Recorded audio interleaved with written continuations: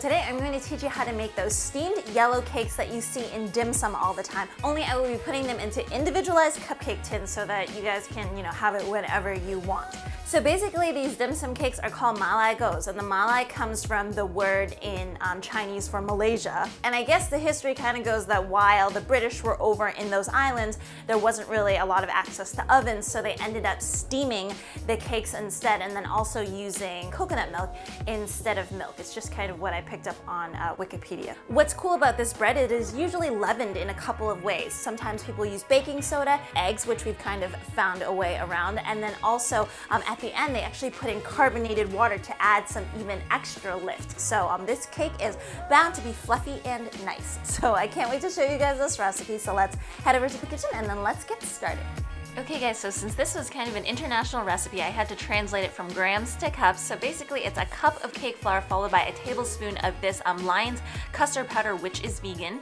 I'm going to put a link down below to all of the ingredients. So half a cup of brown sugar, and then to this I'm mixing some flax milk, some coconut milk to some oil, and then separately on the side this is about 2 teaspoons of baking powder.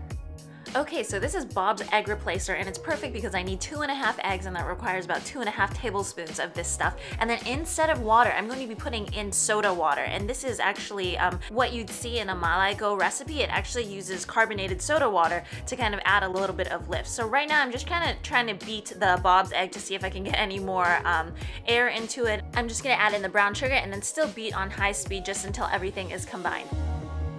Finally, this is going to be the dry ingredients, excluding the baking powder because we're going to add that at the end. And I'm going to add this in a couple of installments. So half of the dry, I'm going to mix in all of the wet, and then mix that until it's, fairly combined. I don't want to overmix it, and then finishing it off with the dry. So dry, wet, dry, just to make sure that we're not overworking the dough and then everything gets properly incorporated. Okay, so this is very typical of this recipe. You're going to let it rest for about a half an hour so that all of the gluten and everything has a chance to relax before adding this. So this is a mix of the baking powder as well as about 4 teaspoons of soda water. So it's really going to give this cake its final lift. So right now I'm going to put it into individual cupcake tins, but you can actually just put it into one big cake circle as well. I just thought that this would be a little bit easier for people since it's going to be individually portioned. So you want to be putting this into a steamer basket on medium-high heat. I turned the heat down a little bit for filming, but you do want it to be nice and hot from the get-go so that the baking powder works immediately and puffs everything up. So I'm putting just a cloth on this because there is some condensation. You want to basically steam this for about 25 to 30 minutes, and then after which they end up looking like this. So it's really amazing. I didn't know that they would be puffing up that much. I was kind of not expecting a vegan recipe to work this well. So as usual, the way that you test if it's done is just a toothpick, and then if it comes out clean, then basically you guys are all set. I love how this guy ripped and the texture and how fluffy it was. It reminded me definitely of the original recipe, so I was very happy with the results.